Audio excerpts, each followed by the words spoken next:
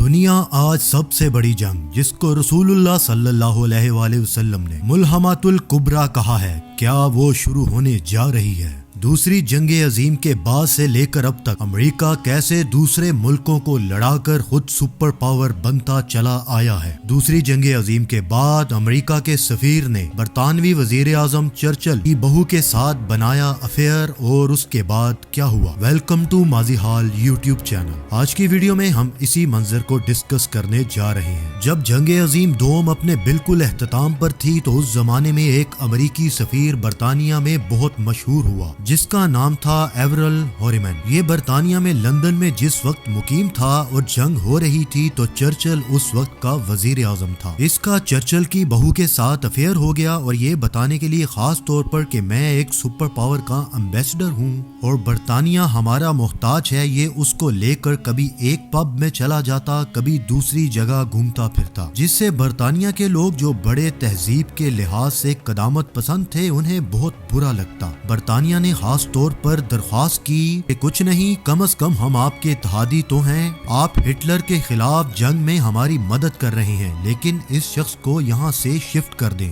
हमारी बहुत बदनामी होती है। लिहाजा उस अमेरिकी सफीर को रशिया शिफ्ट कर दिया गया। उस अमेरिकी सफीर ने रशिया पहुंचकर एक तकरीर की। उसने कहा बरतानिया समझता है जंग खत्म हो गई है, जबकि जंग तो अभी शुरू हुई है। ये तो सिर्फ जंग का दरवाजा है जो हमने खोला है। इस बड़ी आलमी जंग के बाद और उसके बाद 1945 से लेकर 1992 तक चलते फिरते 2001 के 9/11 तक इतनी खूनखार जंग हो चुकी है कि जिसके अंदर अमेरिका खुद तो दूर बैठा है, लेकिन उसको पूरी दुनिया में कहीं भी कम्युनिस्ट नजर आते या मुसलमान नजर आते उसने उनको तबाह बर्बाद कर दिया और वहाँ पर जंग छेड़ दी। अमेरिका वियतनाम में घुसा, लतीन अमेरिका में घुसा, चिली में गया, पैराग्वे गया, ब्राजील गया, गरनाटा में गया, गर्ज जहाँ भी गया तबाही ही फैलाता चला गया। अपने लोग वहाँ भर्ती किए और तबाही फैला दी। 9/11 के बाद 35 लाख बच्चे दवाई ना मिलने से सिर्फ इराक में मारे गए। अमेरिका सेकेंड वर्ल्ड वॉर के बाद से ये गुर सीख गया था कि हमने दौलत कमानी है तो सिर्फ हथियार बेचकर, जबकि हम ये समझते हैं कि अफगानिस्तान में तालिबान के जीतने के बाद जंग खत्म हो गई है।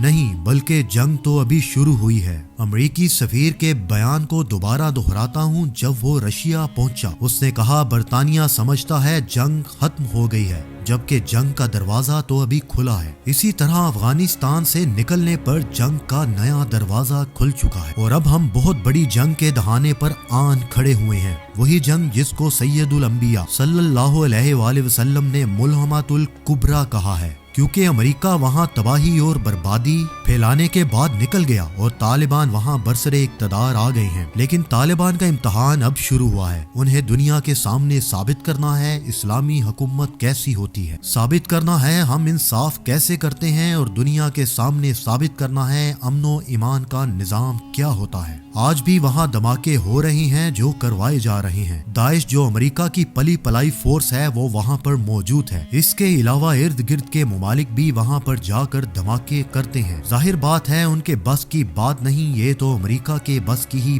बात है। उन्हें पूरी दुनिया में आइसोलेट किया जा चुका है। वो बिल्कुल शेब अबी तालिब की सूरत हाल में हैं कि तमाम लोग उनके साथ ताल्लुक बंद किए हुए हैं। अब उनके मुकाबिल पाकिस्तान को तैयार किया जा रहा है। पाकिस्तान को कहा जा रहा है सबसे ज्यादा मुतासिर तुम हो रहे हो, लिहाजा इस सिलसिले में खड़े हो जाओ। पाकिस्तान मुकम्मल तैयारी में आ चुका है। दूसरी तरफ इराक, सऊदी अरब, यमन, इन सारे इलाकों में एक इंसर्जेंसी की सूरत हाल को हवा दी जा रही है। अब होगा ये कि यूक्रेन की जंग में जरा सा अमेरिका का पल्ला बारी होना शुरू होगा, जो कि यकीनन हो चुका है, तो फिर अमेरिका यूरोप को और दूसरे ममालिक को एक और जंग में धकेलने की कोशिश करेगा। अब जरा सा नक्शा खींच दूं कि जंग रसूलुल्लाह सल्लल्लाहु अलैहि वसल्लम के बताए हुए उस सारे नक्शे के मुताबिक कैसे बिल्डअप होगी। मोहम्मद बिन सलमान से लड़ाई है और मोहम्मद बिन सलमान के खिलाफ बाकायदा एक पूरे का पूरा हल्का तैयार किया गया है। जब भी शहजादा साहब वली अहद से सुल्तान बनने की कोशिश करेंगे تو ہم کو کریں گے۔ رسول اللہ صلی اللہ علیہ وآلہ وسلم نے فرمایا ایک بادشاہ کے مرنے پر اختلاف ہوگا اور اس قدر لڑائی ہوگی کہ منا کے اندر خون ریزی ہوگی، اور یہ ایک صورتحال ہوگی جس میں مختلف شہر اس قابل نہیں رہیں گے کہ وہاں رہا جا سکے۔ مدینہ بنیادی طور پر ایک پرسکون جگہ ہے، لیکن مدینہ کے اندر حوثی اور ایرانی انفلوئنسر موجود ہیں، اس لیے وہاں بھی کشت و خون ہوگا، لیکن مکہ میں ان کا انفلوئنس نہیں ہے، یہاں اس طرح کا انفلوئنس نہیں ہے کہ وہاں چل سکے۔ لہٰذا فرمایا کہ مدینہ سے ایک شخص بھاگ کر مکہ آئے گا اور لوگ اس کو پہچانتے ہوں گے۔ ہم ان احادیث کے بارے میں بات کر رہے ہیں جو اتھینٹک اور مکمل طور پر بالکل درست ہیں۔ بہت سی احادیث گھڑی بھی گئی ہیں اور ان احادیث کو موضوعات میں شامل بھی کیا گیا ہے، لیکن وہ احادیث جو امام مہدی کی آمد کے بارے میں خاص ہیں، ان احادیث کی روشنی میں بات کرتا ہوں کہ وہاں پر ان کی جب بیعت ہوگی تو شام میں پراکسی کوئی اور چل رہی ہوگی، شام میں کسی اور کا اقتدار ہوگا، شام امام مہدی کے خلاف اپنی فوج بھیجے گا جو بیف کے مقام پر دسا دی جائے گی، جو بنیادی نشان ہوگا کہ یہ امام مہدی ہیں۔ اللہ کی طرف سے نشانی ہوگی تو پھر خراسان سے لشکر ان کی طرف جائے گا۔ لیکن یہاں کیا ہو رہا ہوگا؟ یہاں جو صورتحال ہوگی اس کے بارے میں اولیاء اور صوفیاء پیش گوئیاں کرتے چلے آئے ہیں۔ ان میں اہم ترین پیش گوئی یہ ہے کہ پاکستان اور افغانستان ایسی صورتحال میں ہوں گے کہ دو ملک نہیں بلکہ ایک ملک بن چکے ہوں گے، اور یہ وہی صورتحال ہے جس سے گھبرا کر ہندوستان پاکستان پر حملہ کر دے گا۔ لڑائی اس قدر شدید ہوگی کہ پوری دنیا کے مسلمان لڑنے کے لیے یہاں پر